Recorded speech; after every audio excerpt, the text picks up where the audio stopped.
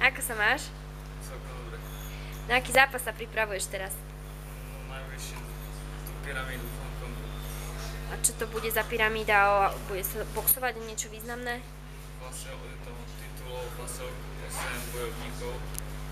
A tak hádam sa im podarí niečo z tej doniesť. Poznáš aj tých svojich superov v pyramíde?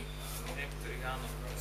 Nie, že tam úplne, ale videl som ich už boxovať. Koho považuješ za najťažšieho supera? No, ani ťažšieho, ani nikoho. Len najtechnickejšieho asi toho Francúza Antoana Pinta. Už si ho asi videl zápasiť aj na poslednej hongkongskej akcii, kde si mal aj ty zápas. Koho z nich by si chcel dostať v tom prvom zápase? To je jedno. To je jedno? Že ja si nevyberám. Tá pyramída sa boxuje do 66 kg. Ako ti ide robenie váhy? 66 nie je tvoja prirodzená váha.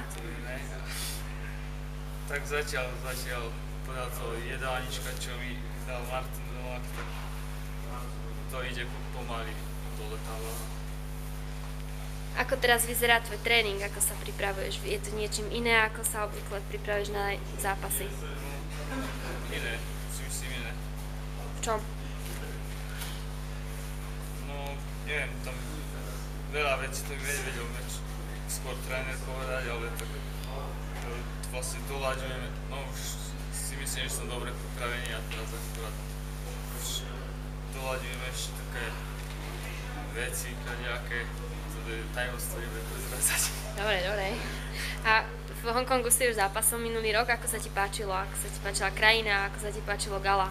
No, krajina sa im páčila, ľudia sa im páčili tam, čo tam boli, sa tam perfektne nás starali, strava bola dobrá, akože postarané o bojovníkov, to som ešte nikde nevidel, že ako sa tam starajú o bojovníkov a celá tá ich organizácia, tá promočná akože skupina, to je strašne vysoké úrovni, ešte zatiaľ som si nikde, kde som boxoval, tak nebol tak o nás postarané ako tam. Po Hongkongu ťa čaká najbližší zápas kde? Návštevníčka v Banskej Bystrici. Vieš už aj niečo, skade bude super, z akej krajiny? Tak počul som, že z Tajska, ale ja asi neviem, až tak sa od tých svojich superov nezaujímal, na to nám iný človek sa tu stane. Díky moc za rozhovor a držíme palce na zápase. Ďakujem.